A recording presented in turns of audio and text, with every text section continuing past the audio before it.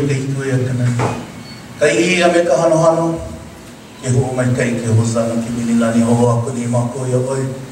No laila, i ho mai ko poi ka wā ia pau ia kōkō mai ni. I ho mai kai mai o ia mako me ka mako mau hana I kuli ki ai ka mako lawe lawe hana me ka oi maki maki ai. E lai ho nani ai oi loko kai no ka mako ki ki kia me ka uhane. Mina tupuna, mina apua, nā māma ua no. Mahalo. Folks can be seated. Aloha. Thank you so much, Alfred. On behalf of the Waianae Coast Neighborhood Board and the Agriculture and Intergovernmental Affairs, we would like to welcome you to tonight's town hall meeting discussing the letter from Dr. deZayas. And oh, please, Dexter, please, by all means. And its possible implications upon our community. We welcome everyone here. So warm aloha. Thank you for joining us and for becoming a part of this wonderful historical moment in our history.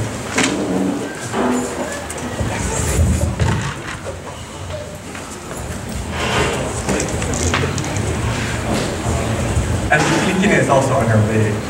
And I believe Korean Seal is still fighting traffic at the moment, so I would like to introduce my co-host for this evening, Kevin Smith. Hello,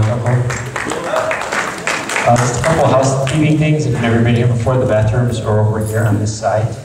And we do need to be out by 9:30 tonight, so if you guys can help at the end with putting away some chairs and tables, it would be much appreciated. We do have a little bit of food back there in the gray pot, some boats and chopsticks. There's lemongrass, sugarcane, pressed tea, and I think the other container might be water, so please help yourself with some refreshments and enjoy the evening. It's going to be about 2 hours of the panelists, and then we're going to have an hour of Q&A at the end. So thank you again for coming. And up here helping us is another board member, Kako Wahila. Aloha mai kako everybody. How's everybody doing? Alright, ready to obtain information? Ready to hold more? Kupa'a? Mai kari. Am I right in that, Sister Kamehai Kana Akau? Hi everybody. Aloha. Aloha. I want to say that Kellen made the food, and we are so grateful that many loved ones helped gather. So please, if you came here without dinner, by all means, help yourself. And we apologize, but we actually made chili plays for each of our guest panelists.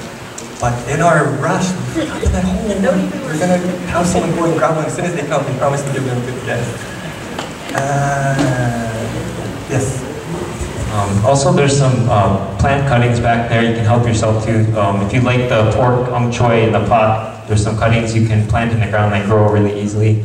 And there's a little bit of huli and lemongrass cuttings back there. So go ahead and take some for your garden at home. Enjoy. Okay, so without further ado, we would like to introduce our illustrious guests this evening. To begin with Ruth Bolome, who initiated the letter that we are so joyfully being able to discuss this evening. And originally, we thought about having an introduction. And are we going to go with this quick introduction of each person shortly? Maybe a few, 2 minutes to describe something in general, just go down the road, and then we're going to return and allow each guest to speak approximately 15 more minutes on each of these topics. Oh, forgive me, yes. We would like to have a quick 2-minute introduction of each of our guest panelists, and then to move into approximately 12 to 15 minutes per person with much deeper opportunity for them to share their manao with us. Ruth? Aloha tako. Aloha. Aloha tako. My name is Ruth Bolome. Stop. Aloha tako. I'm Ruth Bolome. Thank you for having me in your community. Today, I guess what brought us here was my fight for my family's land. Not in the sense that the way you folks have been probably doing it. I learned more about my genealogy through this process. But what I was fighting for was the warranty deed that my husband and I paid for in cash in 1998 when we bought my siblings' interest out. And we didn't know anything about Kuleana lands, the king's private lands, allodial titles, any of that. But as when I was putting in for a Kuleana land tax exemption, that's when I learned that we didn't own our land. And that started my journey. And of course, my journey kind of started, I had to be a little bit before that when my daughter had to re-register for Kamehameha schools. And they made us go deeper into our genealogy. And I didn't know how to do that, so I had hired a genealogist that found one of my great-grandfather's probates that had Mary Kukui, who was one of our relatives, that put in the genealogy. And when I saw it, I didn't recognize any of the names, couldn't even pronounce the names since I grew up on the continent. And so I was kind of ashamed that I couldn't even say the names of our family. But I learned more and more about who these people were, and our genealogy unfolded, and as it unfolded, so did our rich history, so did my understanding of what went on with the Mahele, and how all of us actually are heirs of land, whether we know it or not. Yep. And the more I dug into it, and the more I started recognizing the names, a lot of people will say, well, we didn't get lands. But when I ask them their names, I've seen those names in the land documents. So I know, actually I don't know of anybody who hasn't seen, that has lands. I just think we haven't started the journey. I just think that some of us haven't begun the journey yet. So it was, it was Auntie Dawn Lawson that when she saw my genealogy, she says, I know you don't know who you are, and I'm not going to tell you. This is your journey, and as you take it, you will learn more about your history when you start reading the books that have been written by our historians. You'll start to understand who you are and what your kuleana is. And it's been a very rich journey. Tonight we'll be able to share more of it with you. So thank you for coming.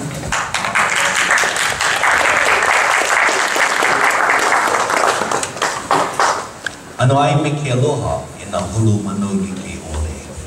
I greet you with a greeting taught to me by my kupuna. Her name is Pilahi Paki. It's a old traditional greeting, and yet it is modernized, and it says, greetings to you all, birds of many feathers. In the traditional style, only certain alii were allowed to wear certain feathers.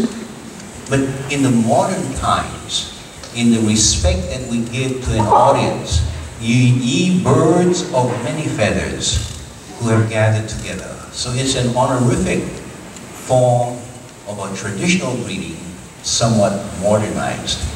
And she says that with the power of the Hawaiian language, there is certain contents in the pronunciation and in the vowel sounds, that what it does is it creates in an audience the willingness to sit and listen to things that they may not have heard of previously, but to at least to create a sense of patience so that they will at least hear you.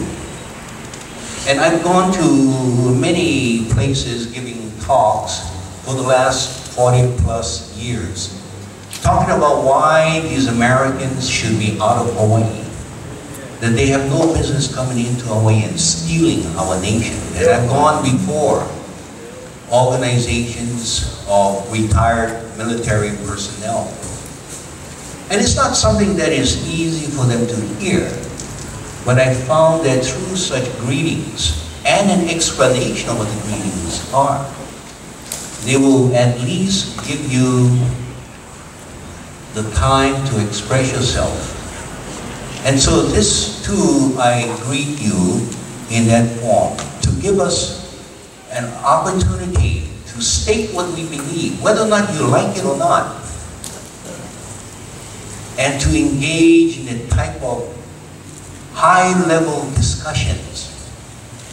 What Auntie Pilahi also told me that was that there are 3 levels of conversation in the Hawaiian language.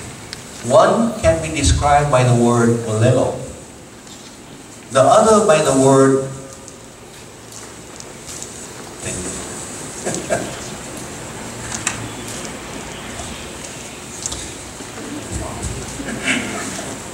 the other by the word vala'au, and the third by the word kuka kuka. He says, don't waste people's time. People want to get right down to important information, ideas, things that make you aspire.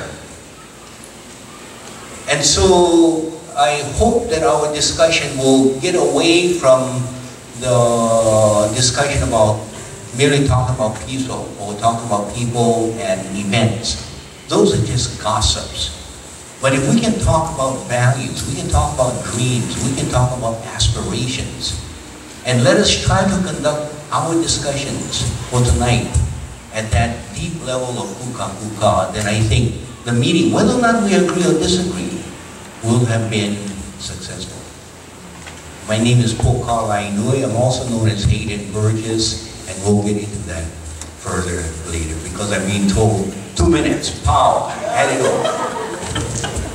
Okay, for the rest of the panelists, because we got to 9 o'clock, we need to be out there at 9:30, a lot of information being shared.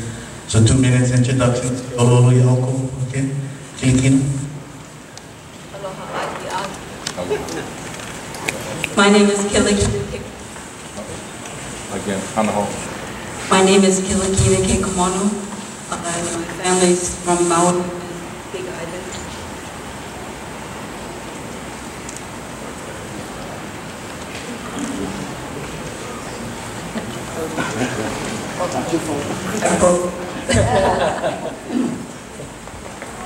I'm here to share a lot of information. I have been a researcher since I retired from Transworld Airlines. I flew for them for 33 years. I came back to Hawaii because I was distraught when I was lobbying with Leon Su and Kuchang to get the Akaka bill. We actually, in 2006, were very successful in getting that defeated through the Heritage Foundation in Washington, and it actually happened.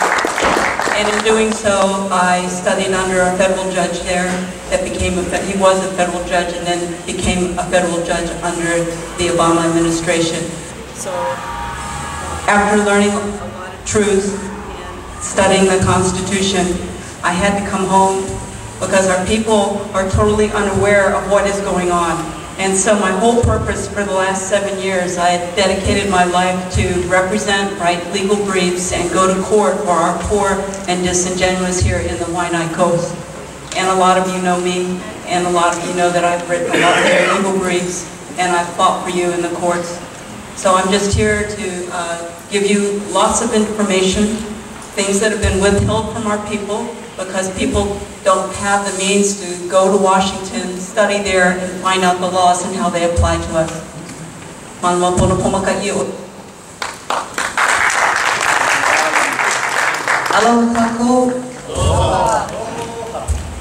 name is Mahela Ikana Oi, and I am from Papakolea Homestead.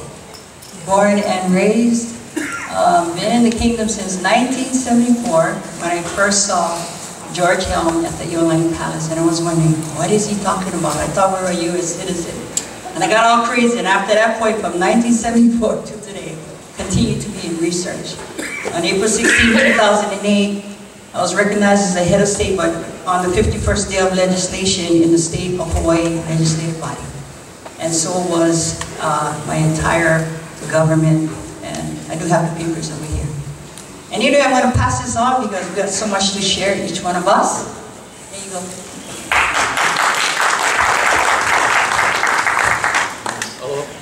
Aloha, excuse me. Aloha, Maika. Aloha. Aloha, Maika. I'm Dexter, K.L. Mokukayama.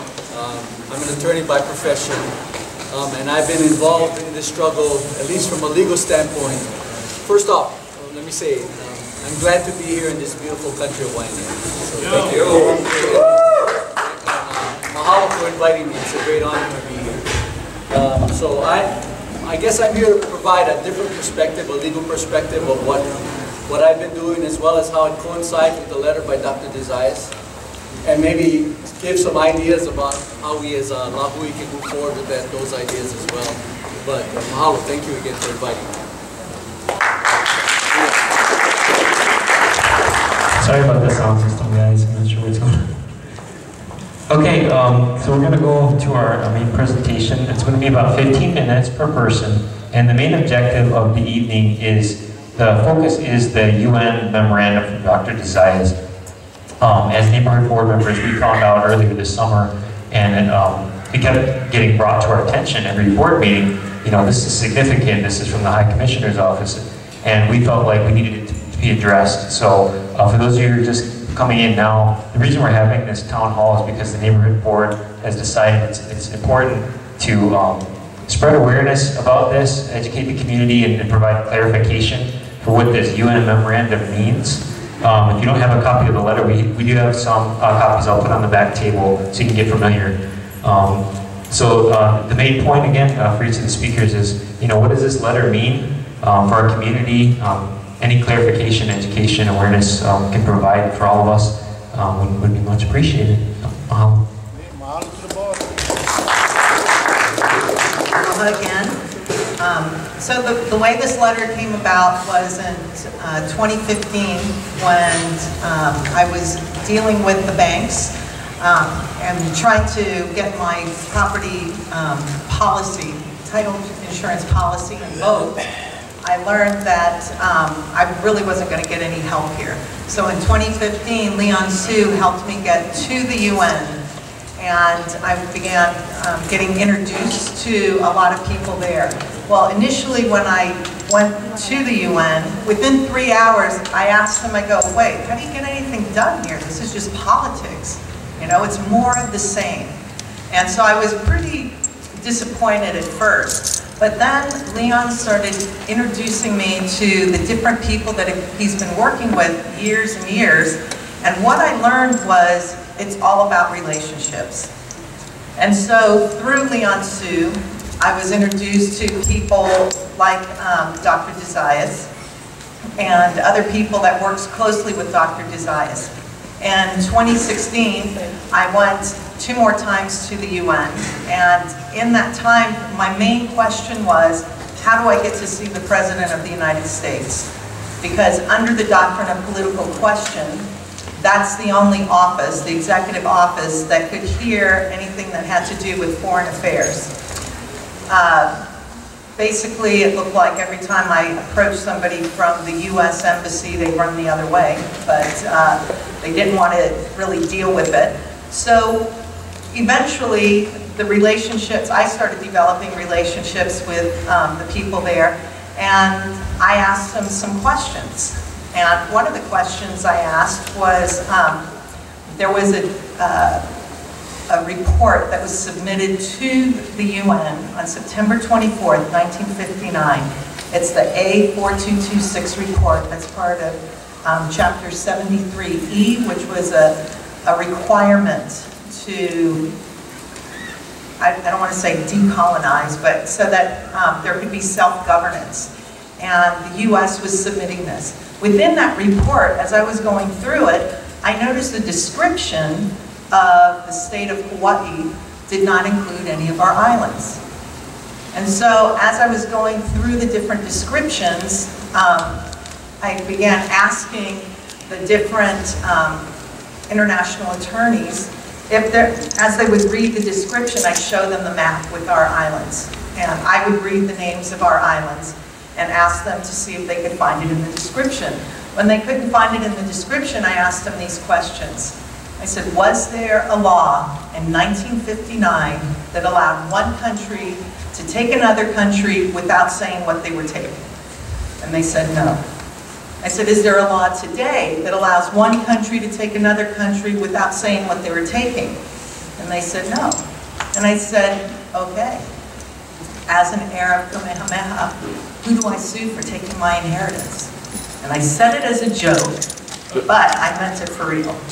And when I said that to Alfred deZayas, what he did was put down his cup of tea, throw up his hands, and he said, and that's how you get your kingdom back. And I was like, wait, how? You know, and that's when he started telling me, you know, it's the heirs that have to go and ask for their kingdom, because Kamehameha is recognized as the conqueror. And because nobody has disputed his being the conqueror of the kingdom, he is still considered the conqueror of the kingdom, and his heirs can ask for their inheritance and demand, not even ask, demand.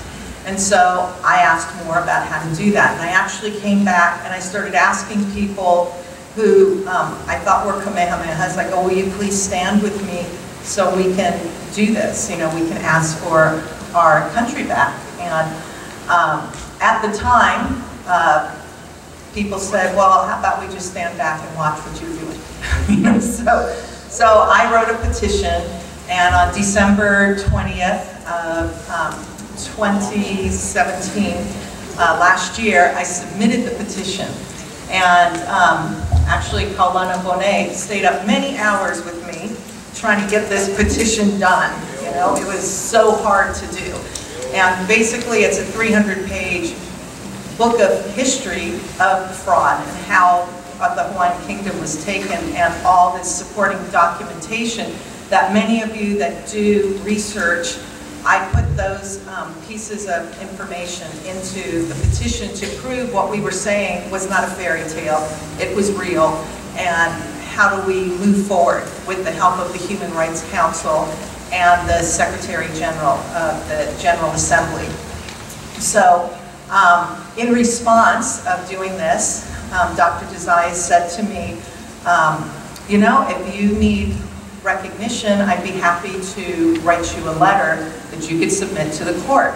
So the memorandum is actually the response to the 300-page petition that we put in. And it was a lot more than I thought I was going to get, you know, because at first I was just hoping he would say, okay, you can't do this, Judge Castanetti and Judge Chang, you know, and there are some legal issues. I didn't expect him to get into the depth and the detail that he did. And actually, when I first read it, I was like, wait, am I reading this correctly? You know, and then I thought, no, I'm not really, you know. And then my friend Claire Apana told me, oh, I think Keanu and Dexter might be able to use this for some of their situations. So I contacted one of my cousins, being a little coy, to contact Dexter and Keanu, and I said, you know, I got this letter, I think it might help, you know? And so within 5 minutes, Keanu was on the phone saying, is this public? And I go, well, we served it to the judges, and he said, it's public. From that, it's history. That's how you guys know about it, because of their efforts. At first, I just, you know, was trying to keep this to dealing with our case, because I really didn't understand the full value of what this letter was. I just thought Dr. deZayas was being quite nice to me and generous. And then as it's unfolded and everybody's been putting their opinions on here, I've actually learned more myself about how important this letter is, or memorandum. And so what I believe the significance is, and what I learned, not just from the memorandum but what I learned, the thing that I kept stumbling over was the description of the state of Hawaii. I just couldn't get that out of my mind. And I just kept looking at all the different descriptions. The U.S. Title 28, Section 91, which is the jurisdictional description of Hawaii. The Public Law 86-3, which is the description that the United States put into the Admissions Act saying what the state of Hawaii is and where the state of Hawaii is.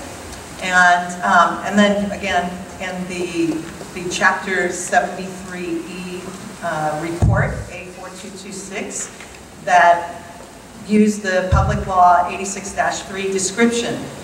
And over again, as I'm looking at this, I'm going, our islands aren't part of this. And so because of that, I can stand so sure in a courtroom and say, you don't have jurisdiction over me. You know, it's not my imagination or me reaching over. I keep saying to them, this is your descriptions telling you that, are telling me and everybody else, you don't have jurisdiction over me. The thing is, they don't read their own writings. You know, the judge didn't seem to understand this, you know, until we put it in. On Monday, when we were speaking with the Attorney General, Russell Suzuki, he was saying, well, I'll have to look into that. I go, don't worry, I already sent it to you. I got the card back saying that your office received it. You know, so we have been putting everybody on notice that, you know, and giving them all their own paperwork, all their own descriptions, and basically asking them, so how do you have jurisdiction over us? And why do I have to follow your laws? And why aren't you following our laws, which under the laws of occupation say that you have to use our laws. And some people don't agree that we're under the laws of occupation. And I never really used those words before, but in Dr. deZayas' memorandum, he says we're under a strange form of occupation. And since he's the expert, and I'm not, I'm going to have to defer to his intelligence and his knowledge. So I didn't go to school for law. I went to school for fashion design.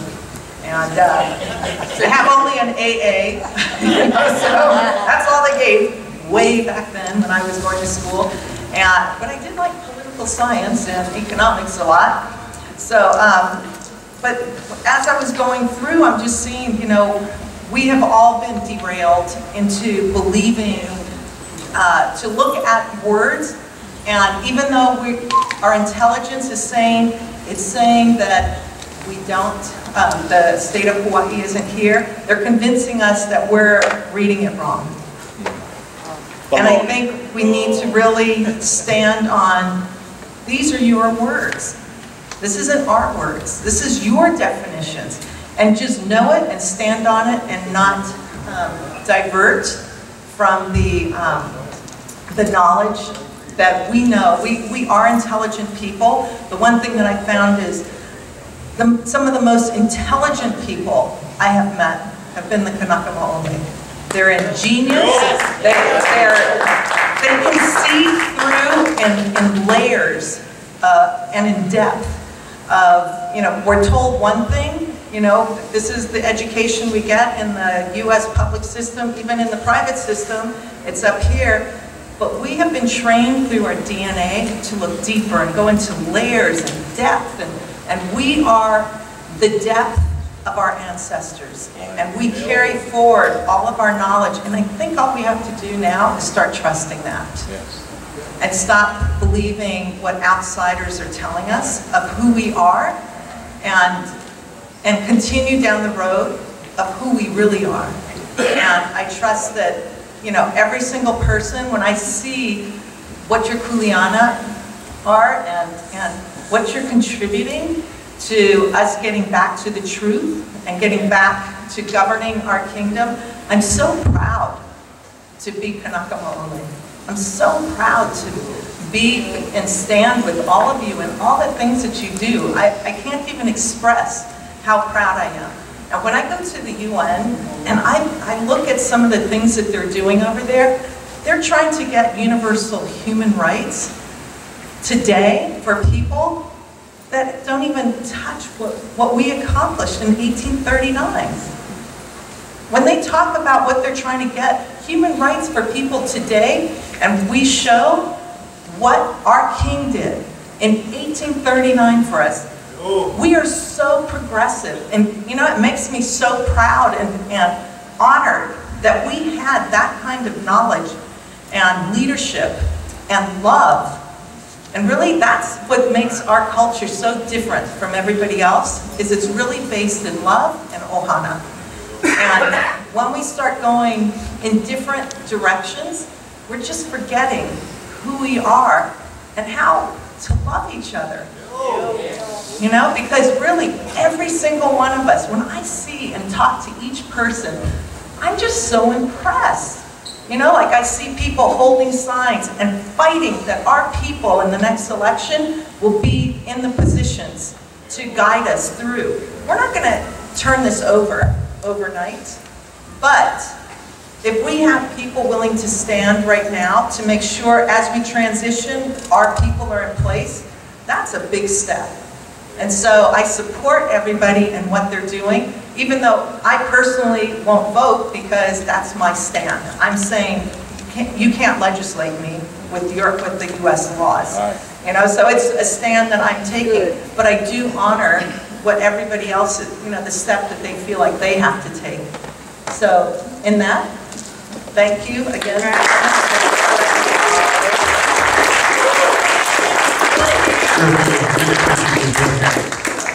Ruth will be speaking in this very hall on Saturday from 6 to 9 p.m. So if you would like to listen further to things that she has to share, I would encourage all of you to return, is it this Saturday? Saturday. This Saturday from 6 to 9 p.m. So Helen had put in the back this paper here, which are the different definitions that I found with the map of the Hawaiian archipelago, so you can see what it was that I was sharing with the people at the UN when I was asking them if it was, how could they basically say that the state of Hawaii was here. So here's their definitions, they're in the back, and you can take it home and study it. Thank you again, Ruth. Ruth, I want to thank you for coming this past Monday. I want to give a special shout out to our representative, Cedric Gates, and his brother, Benjamin, for setting up the appointment that we had an opportunity to sit down with the Attorney General, where Ruth, together with Leon, were able to sit down and ask him point blank a lot of the questions that really needed to express to him, and I really appreciate our representative and our board member for making that possible. Mahalo. For no further ado, Uncle Leon.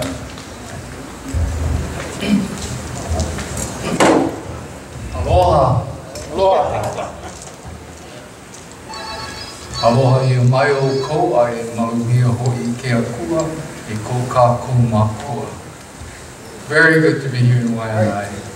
Mahalo for inviting me, Ken and Karen and the community, to speak about this really important memorandum, right? And it's just not just a memorandum, because it is something that is historical and it is pivotal to what we're doing. I was asked to speak a little bit about Dr. deZayas and why this memorandum is so important. I've known Dr. deZayas for about 9 years. And I met him at the United Nations when I was up there in 2009 to follow up on a petition that had been originated by some of our people here from Tikuni Blaisdell and Mirizani Trask, Kaiopua Fife, and a number of other people who had actually put a petition into the UN. Actually, it wasn't a petition, it was what is called a shadow report. The United States was coming up for a review of what it was doing in the Human Rights Committee. And so the United States submitted a report, and our patriots here submitted a shadow report, which was basically a response to the stuff that the United States was leaving out conveniently.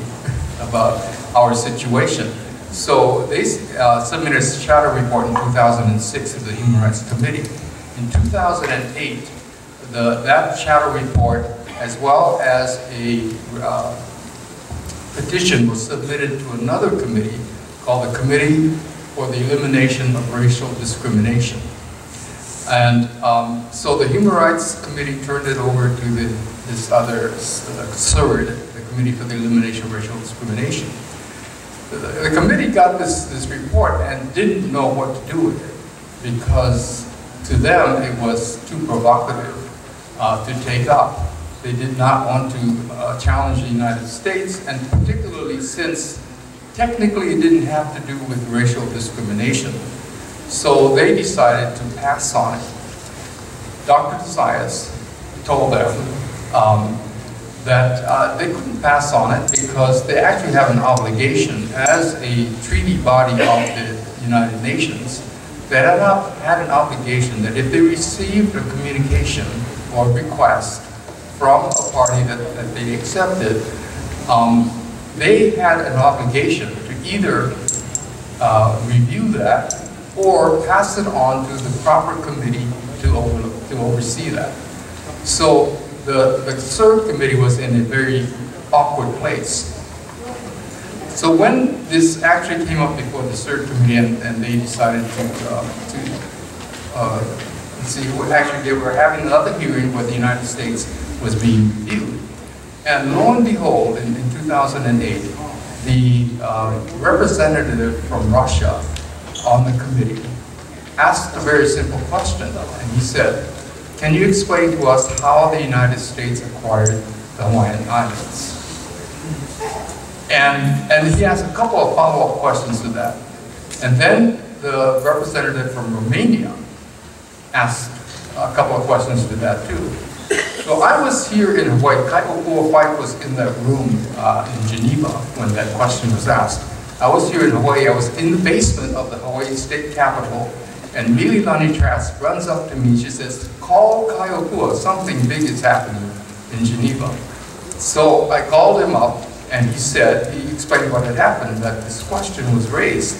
Now, in their particular format, the country that's being asked the question has a couple of days to think it over and then reply. So 2 days later, they come back, and the United States goes through its replies to all of the other questions that were asked, but they didn't reply at all to this particular question about Hawaii. And so that really was kind of a surprise. So Kaipopua said, "Well, we're going to wait until the report comes out, like the minutes of the meeting, and then we'll see, what it says there." Well, the minutes of the meeting came out a couple of weeks later, and there was not only no response to the question wasn't even in the report. And so, obviously, somebody pulled some strings and made some little collage stuff with the record. And so, deZayas, Dr. deZayas says to us, "Aha," because he used to be the secretary for the Human Rights Committee, was that for 23 years. So he knows very well that you cannot fool with the records, or if you do fool with the records, that something's wrong. So we said, "Well, let's file a protest." And he said, no, let's not do that. He said, "Let's use that as leverage and tell them we know what they did. And if they wanted to make it good, that they would give us a private hearing about Alaska and Hawaii, because the question actually had to do with both Alaska and Hawaii." So the next year, 2009, was when I was there, and that's when we met with the committee, the CERD committee, to ask them to present directly to them what our situation is. Now, over the years, we've begun to understand our situation a lot better. And in other words, we've learned a lot. And thanks to Dr. Dexter and Dr. Kamusai, they've actually honed it down to what is really going on, or what our situation really is. So over the years, we've adjusted our approaches at the United Nations. So we went from indigenous peoples to racial discrimination, to self-determination and decolonization, all these types of things, all these avenues. And even though it was sort of hit and miss, the point is that we were able to bring our case every time in front of somebody at the United Nations, either Human Rights or the Decolonization Committee or the Committee for the Elimination of Racial Discrimination and several other bodies. And by doing so, we kept our situation alive. We kept making adjustments. We kept saying, well, that's what we said last year, but really, this is what the situation is this year. So in March of 2017, last year, I was on a panel with Dr. deZayas and several other international lawyers, and we were discussing our situation. And in my talk at that time was a quote from a guy named Thomas Pynchon, and he said, if you can get them to ask the wrong questions, you don't have to worry about the answers. And it dawned on me that that's what the United States was doing. They kept on getting us to ask the wrong questions. So, and of course, we get no answers. So once in a while, we get some kind of response. So Dr. deZayas said at the end of that particular panel discussion, he said, you know, now I understand what's really going on. Because I too have been asking the wrong questions, and which is everybody was asking the wrong questions at that time. So what we're doing is we're narrowing in on what the proper question is, which is the United States is here unlawfully, and it is a strange form of occupation because it does not fit the exact definition of occupation under international law. It's sort of a different kind of occupation, but it's an occupation nevertheless. And the United States has been also playing a lot with the words and the descriptions and things like that in order to confuse these issues. But we're closing in on it. So what we decided at the United Nations was that it's very difficult for us to confront the United States directly. It's very few countries are able to or willing to confront the United States. So the advice that we've gotten from countries and from others is that we need to ask a procedural question, because that's a question that can be asked, and the procedure that we're looking at, the one that occurred under the United Nations aegis, under its watch, is statehood. And the report that the United States gave to the General Assembly about the plebiscite, which claimed that the Hawaiian people had decided to become part of the United States. And so this is what we're focusing on. We're focusing on questioning, sort of like the question that Russia had asked. How did the United States acquire the Hawaiian Islands? This question was also raised by Pakistan in 2015 to the United States. So we have had a few states, member states of the United Nations, willing to raise questions. But now what we're trying to do is get an actual resolution passed by the General Assembly to review the procedures and to review the circumstances of what happened in Hawaii in 1959. And whether or not the United Nations was fooled into being complicit to a crime that took place in 1959. So that's kind of where we're at right now. There's a lot more details and there are a lot more people involved. But one of the things that I have been doing is building relationships with various countries, with the ambassadors and other representatives of different countries, just getting to know them, getting to hear our story. So at the beginning, most people were very sympathetic and they said, oh, that's, you know, we're really sorry for what happened to you. Let us know how it's going and things like that. You know, too bad. But now they're beginning to see, how do you think we can help you? You know, and so this whole thing has turned now. And so this is why we have come up with this plan to actually, this is something they can help. They can ask a procedural question. And we have to have member states of the UN to ask the question. It can't be asked by us or somebody else or a lawyer or something. It has to come from member states in order for them to really take it into consideration. And the more states, the better. But all we need is one state to start the ball rolling. And that's what we're working on right now. Okay, so, and I'm really honored to be on this panel with all these distinguished people. So, mahalo for all of your hard work over the years. Ruth, amazing. Thank you very much, Uncle. I forgot to mention that he is the foreign minister of the Hawaiian Kingdom. Correct, Uncle? Thank you. So, we'd like to introduce Uncle Poka. He is the reason I'm actually in Waianae. I owe this man tremendous gratitude for the things that he has not only educated myself, but our community over the years. So with no further ado, I have one more thing to add. Remember, I was telling you about people asking directly to the United States how the U.S. became, how the U.S. gained possession of the Hawaiian Islands. Well, Poka had a great experience in 2010. Right, we were there, and he was able to ask the United States that question also, which kind of got them all flummoxed. Yeah.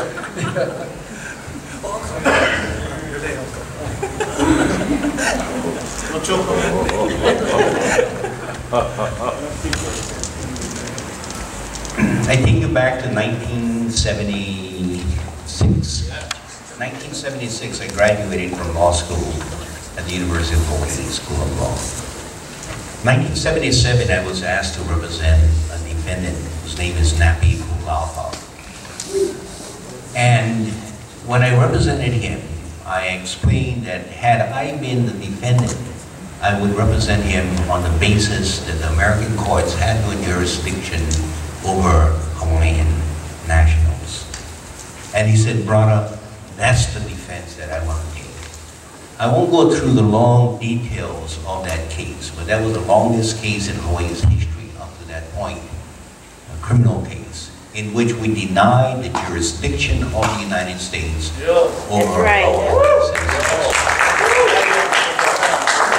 Now, we won that case, not on the basis of lack of jurisdiction, but because they had a fine attorney representing this guy. They couldn't bring up the evidence that they thought they had in the bag.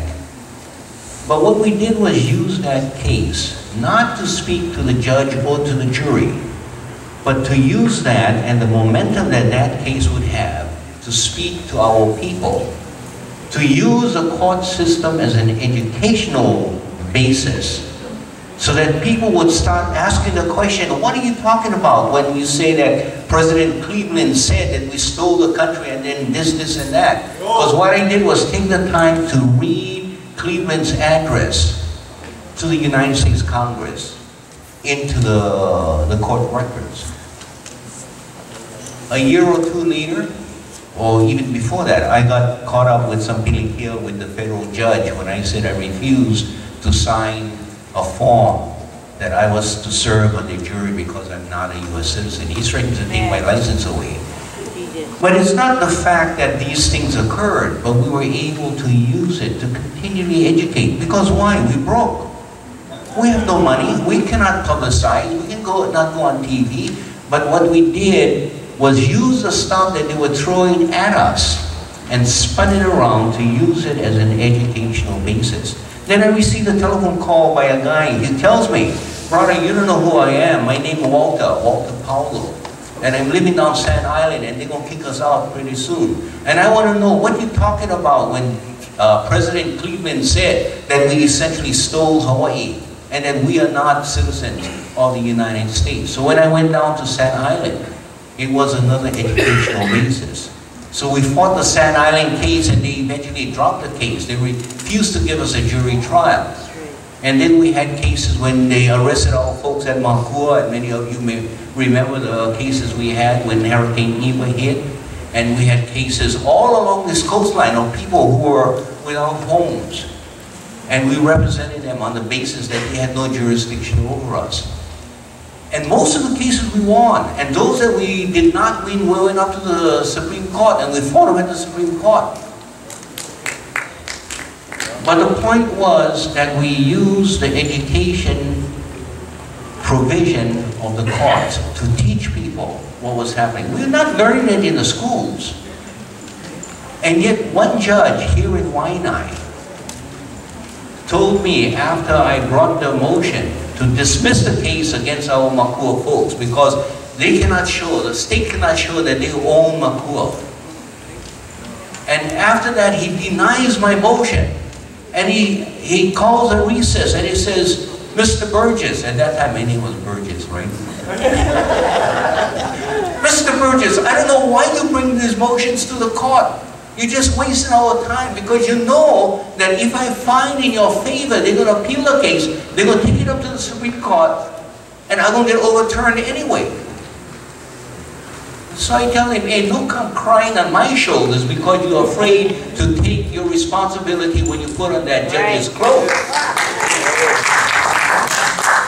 But the thing is, what we find is that we come up with all the proofs that we want, using their own history, using American documents. I avoid the writings of Queen Liliuokalani, not because they're not accurate, but because I know that they will accuse us of manipulating her words. But when you use the President of the United States, what can they say? Absolutely nothing. And then after that, in 1993, they come out with a grand confession. They call it the apology resolution. Heck, more than that, it was a confession of the fact that they stole. So, the thing is, well, what I'm trying to show is that on one basis, what we need is the movement of the people themselves to carry on the nation. It's not a lawyer who will do it for you. It's not some defendants who got arrested because of this, and that, or any other case. But the people themselves need to arise and call out for the sovereignty. After a period of time, and I then ran for Office of Foreign Affairs, I got elected, and then I decided to use that office as a jumping step to bring the matter before an international arena. And so I got involved in regional organizations with indigenous people. Then I ended up representing the World Council of Indigenous People before the United Nations. I became eventually the expert on indigenous people before the International Labor Organization and worked inside the guts of that organization to try to bring news of what was happening in Hawaii. And at that time, I remember this guy from Cuba, one of the experts on the Indigenous Council. He comes running up to me and he says, is it true? Is it true? The Americans actually apologized. Look at the apology resolution. He says, it's fantastic. Things occurred, things that are fantastic, but nothing going to happen unless we press from Hawaii. We get in touch with our legislators.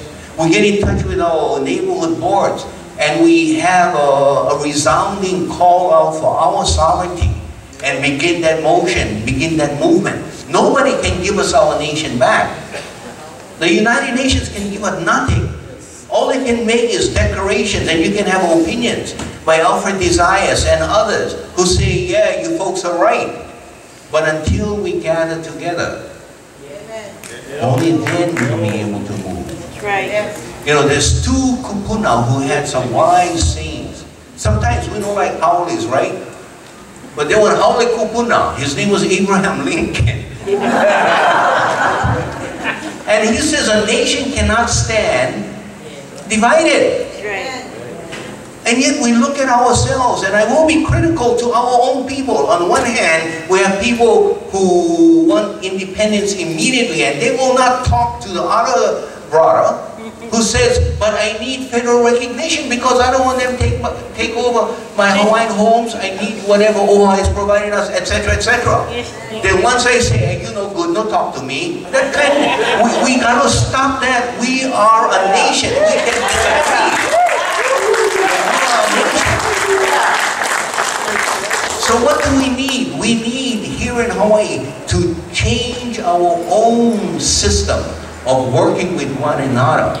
We have to enter into that transitional stage in which we say, okay, all that pilikia, all power, we respect one another even to the extent that we can disagree with one another, but we're part of the same nation. Good. One last and final point. I have worked with many experts in many different fields.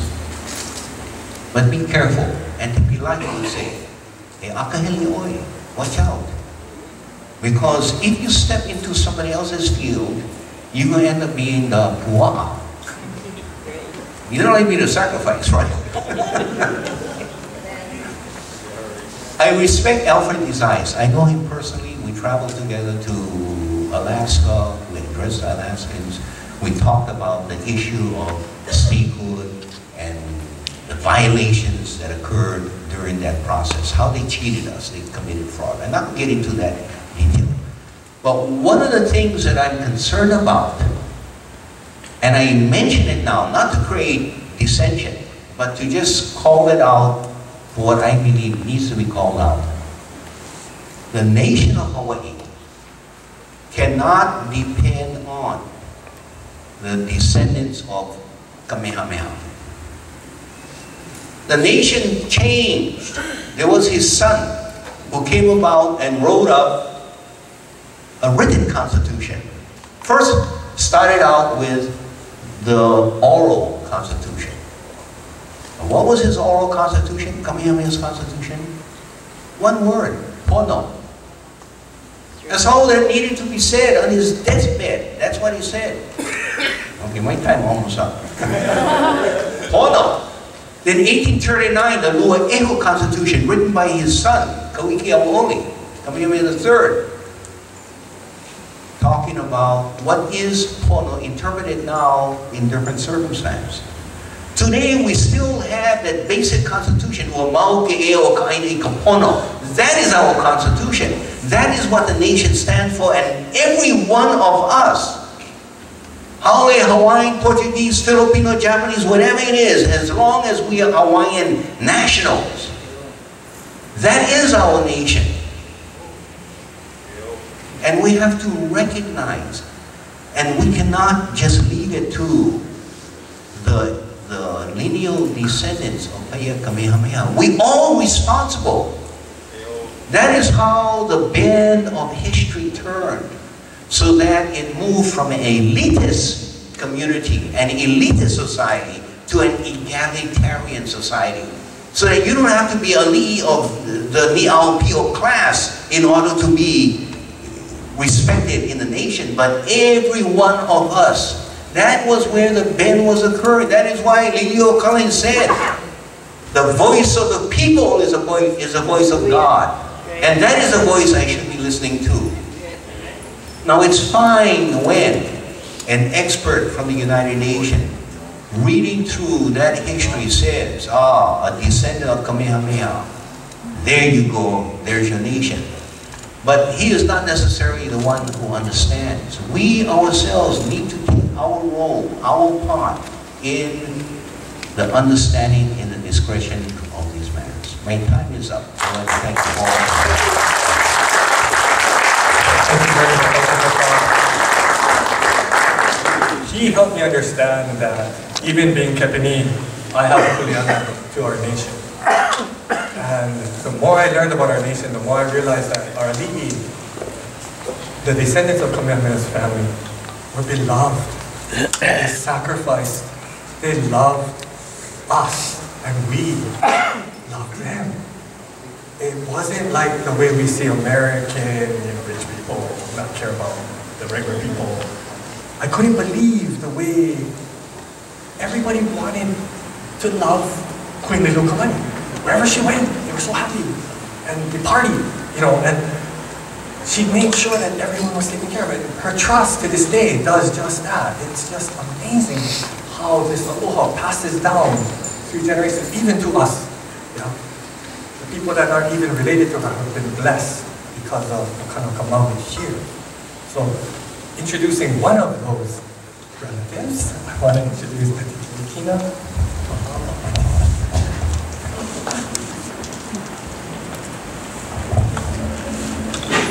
Aloha ke koe pumakai oe.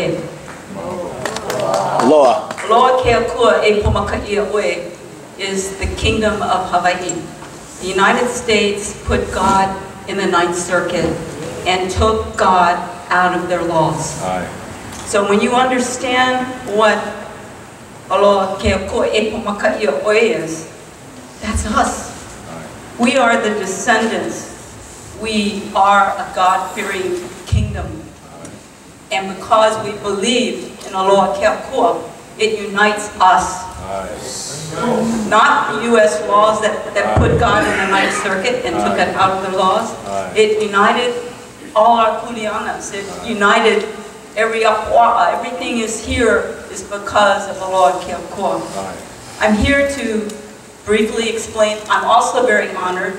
I'm honored that Ruth went to all this trouble, and I've executed 10 briefs since I've seen you, Ruth, using your papers. And I want you to understand the hard work that Ruth and behind the scenes, this man, Ruth and Leon Su's been working way since the beginning of 2000 and before. I mean, I was able to share time with him in Washington, and we did stop the Akaka bill, but it's beyond that. This man has given his life to our people. I'm only here to explain we're here because of Aloha Keakua, and nothing is going to work unless we go in that direction. And we are that kingdom. We're the kingdom of Aloha Keakua. I just want to put that first, because when you go that way, guess what? It comes your way. He decrees it in His name. I'm here to show you a treaty of 1850. And this treaty was ratified by the United States, by Zachary Taylor.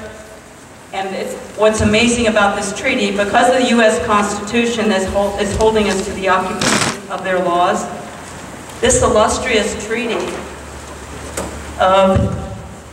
ratified in 1850, both by King Kamehameha III and also by President Zachary Taylor.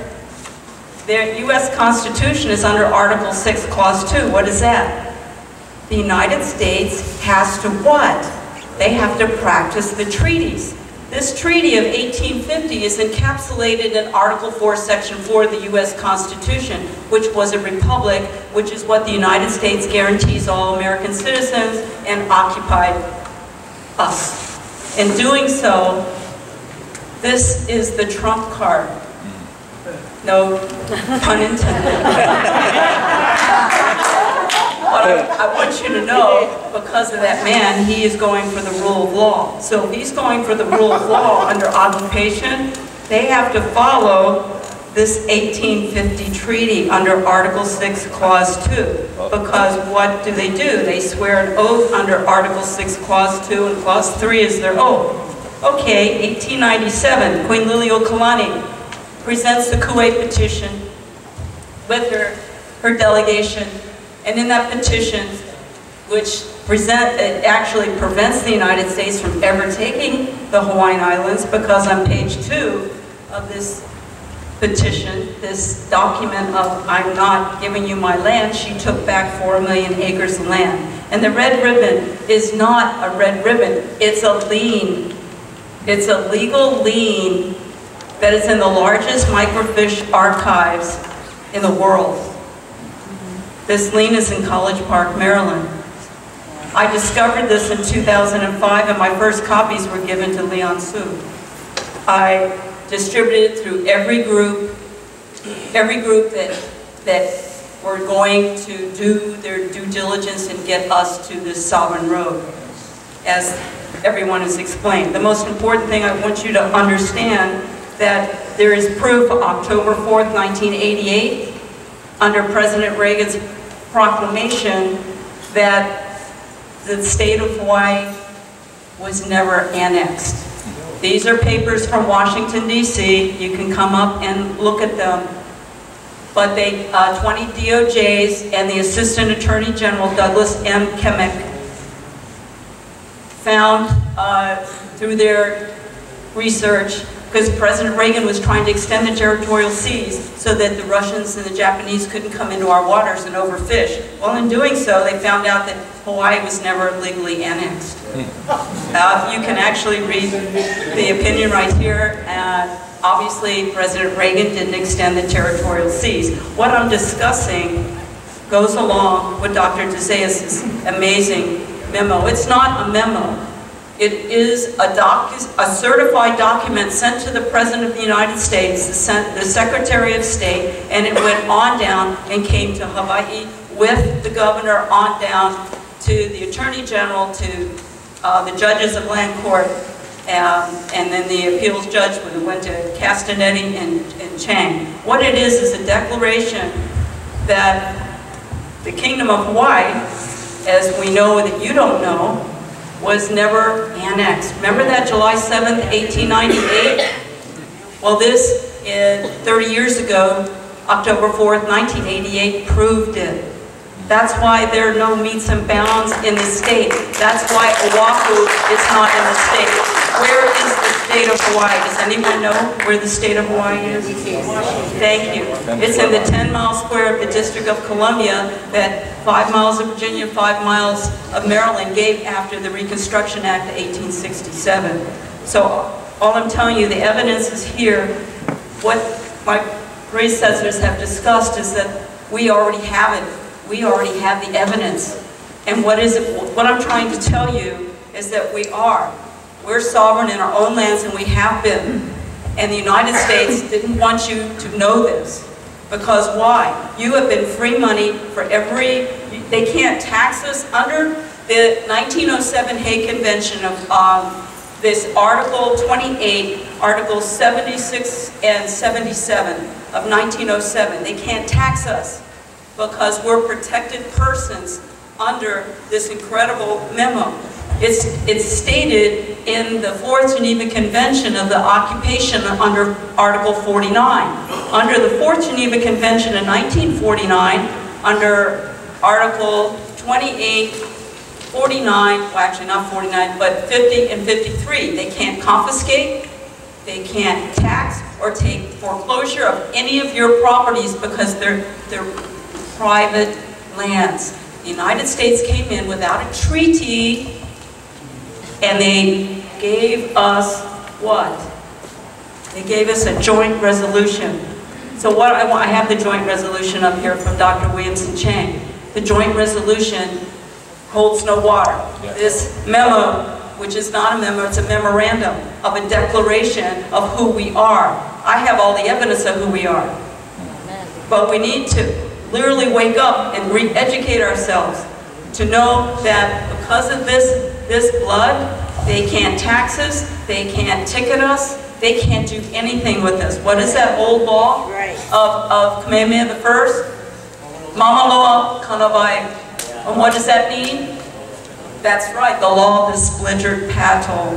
So we need to wake up. We have it here. I've got all these documents. My cousins are here. I've passed these documents to everybody. They know what's going on except the treaty. This treaty with the gold seal and the red ribbon is a mandate that when you go to court and present this treaty, my people are free. My people are free from taxation. They're free from all the chains and all the money that we have paid off 4 bankruptcies from. Hallelujah. So I just want you to know. Also, before I get off, I deal with land in land court. And the land patents, the allodial patents, royal patents of King Kamehameha III are under the Magna Carta of 1215, which is the oldest 13th century common law. And they're passed, all of Waianae are royal patent lands. And they're passed to the heirs and successors. The Kuleana, we have our lands because Kauikeuli divided it a third to our people.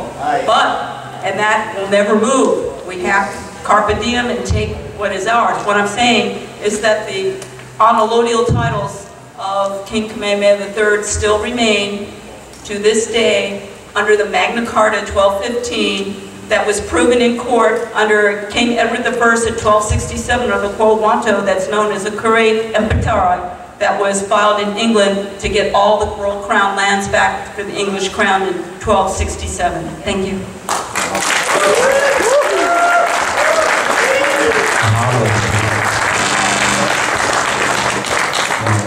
I actually cut you off a couple minutes early. You still have some time left. The reason is because one of your friends would actually like you to read a statement. We invited Professor Williamson Chang tonight, but he was not able to make it, unfortunately. Sorry, I'm getting off the excited. But he did issue a statement, and he would like Ms. Kilikina to read it. So here it is.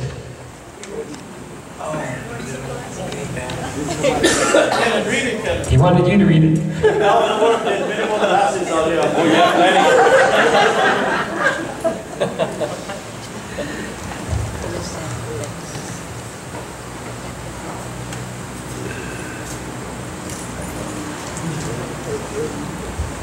Dr. Williamson Chang is a dear friend and a compatriot.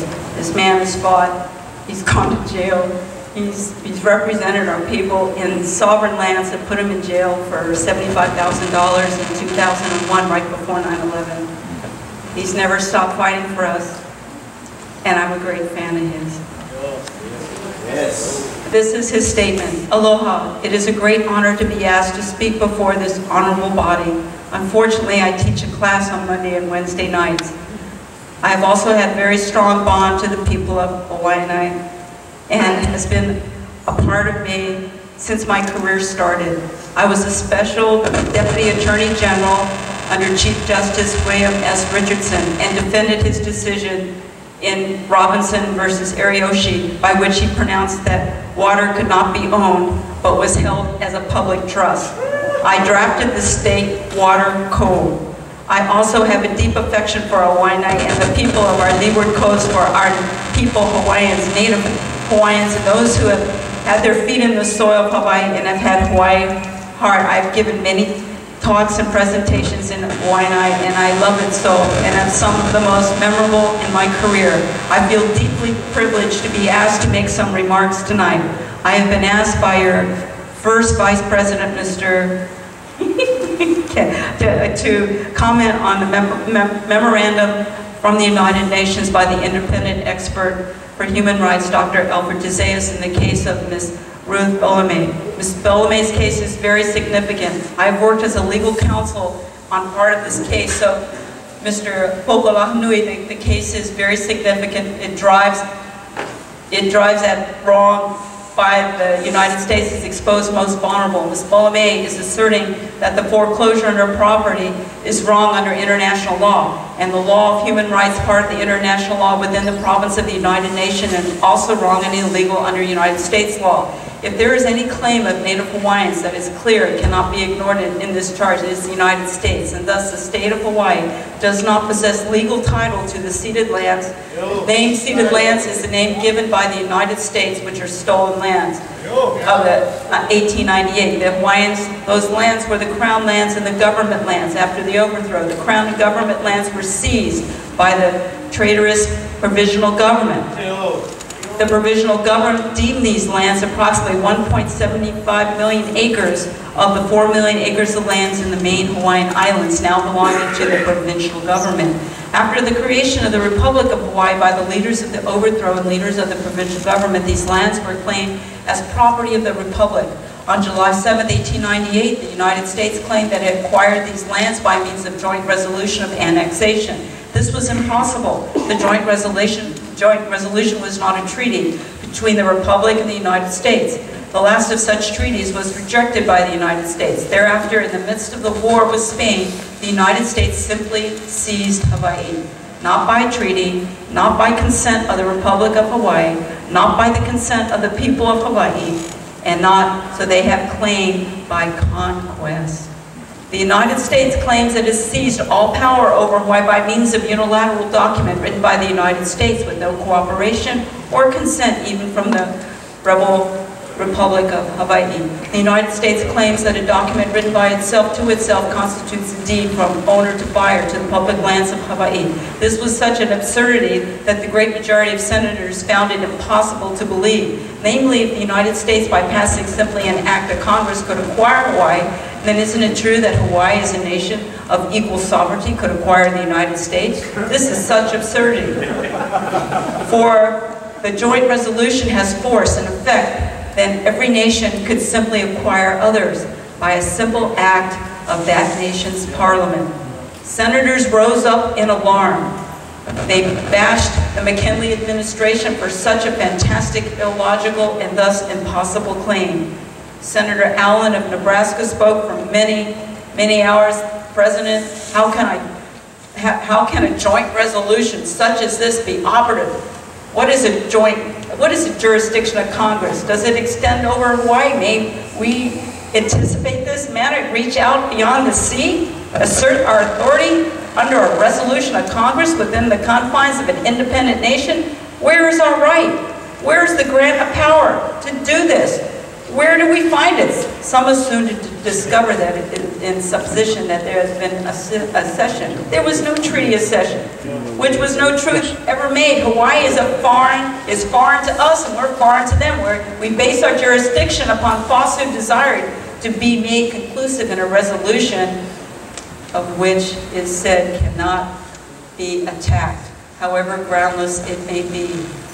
The statement of Senator Allen on July 4th, 1898, Senate Congressional Records, page 6635. For more than a century, the United States has intentionally deceived the Hawaiian people, the people of the United States and the world, into believing that it's acquired the Hawaiian Islands. Nothing is far-fetched, so arrogant, and so boldly stated. It is sad to say that the joint resolution had no power whatsoever. It did not take the Crown lands, it did not take the government lands, it did not take the lands of Pupukea, on which Ms. Waianae lives, and there is no proof. The proof lies in the simple fact that the owners of Pupukea, whether if the state of Hawaii or some private person cannot trace good title back to the date prior to annexation, look it up on the map. Ask any surveyor, ask the state of Hawaii, ask the city and county of Council of Hawaii and all the counties. None can trace title to public lands before annexation, and such a failure to show that the United States received little title by some act of conveyance undermines the title to such lands, whether in the United States, the state, or private parties. The claim of Ruth Waianae and others like her thus blows apart the world we live in. She has found the answer. The key to the liberation and freedom of the Hawaiian people. Since annexation, Hawaiians have lived under great cloud, great deception, and a magic greater than any magician. The lands of Hawaii were never taken. They have never become property of the United States. Instead, the United States took our minds, our beliefs, and our trust. The good news is that the land is still alive with the spirit of our ancestors. The land is not a territory of the United States. The bad news is that we have all been led astray, all deceived, driven mad, driven to the poorhouse. Diabetes, bad health, health disease, suicide, our despair, when the truth is that the truth shall set you free. This is the next step, the key for the Hawaiian people, all the people from Waianae to Waimanalo, or Hawaiian homesteads, homeless Hawaiians. It is the trust that shall free our brothers and sisters who live in prisons in Arizona and Utah, and that the truth is simple as a day is long. It is time to take back the power to determine our own reality. We have been fooled far too long. We have been betrayed the trust of those ancestors who filed their Kue petitions by the thousands. So many of 90% of Hawaiians from Kupuna to Keikis vowed that annexation would never pass, that the proposed treaty would never pass, and they won. They won, the treaty never passed. Instead, the United States played a trick on us, a trick that has lasted 120 years. We owe to them, our ancestors, our future keiki, their keiki, to make right what has been wrong. Each step is a great giant step forward. A prairie fire has started from a small ember. It is time to educate and be educated. In absolute humility, I remain your servant, Dr. Williamson Chang.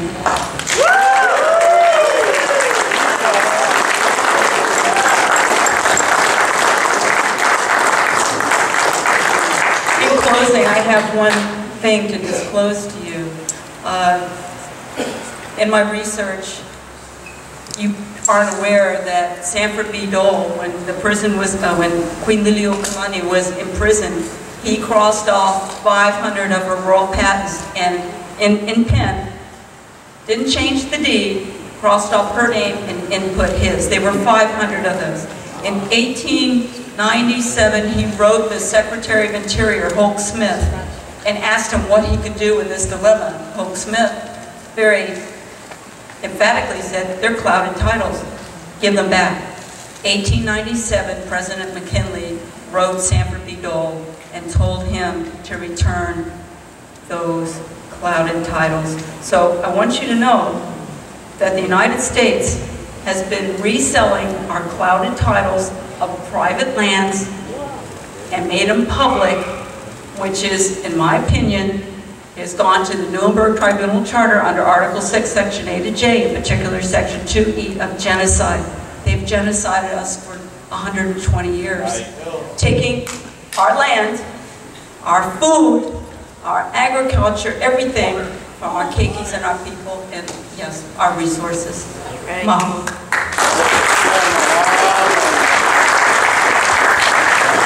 Thank you so much for reading that. I also have a history from my DVD, No Treaty, No Law, No Land, and this was a history. It was a 96-page book, and I had some dear friends, Bushrod and Emma Myers. They printed all this for you all tonight, and this is one page. So I just want you to know they did this for you, so that you can have your history, that you can learn your history. It was a 96-page book, and my Kuipo said, don't do that. We're not going to read 96 pages, make one page. So it took me 9 months to write it. But this is for you all, thanks to Bushrod and Emma Myers. I think they're here. But I want to, they did all this training for you all. One page you can learn your history. Thank you so much. And for those of you who would like to see that statement from Professor Williamson Chang, we will make sure to make that available on our Neighborhood Board Facebook page. So you can check in there and get a copy of that statement. And if you don't get one of these, we can put this on there as well. How are you guys doing? Everybody's been kind of sitting for a while? So some of our panelists were thinking maybe we could take a quick break. We're actually doing good on time. You guys can get up, go use the bathroom, get a refreshment in the back, and then we will reconvene with Mahialani. 5 minutes, okay?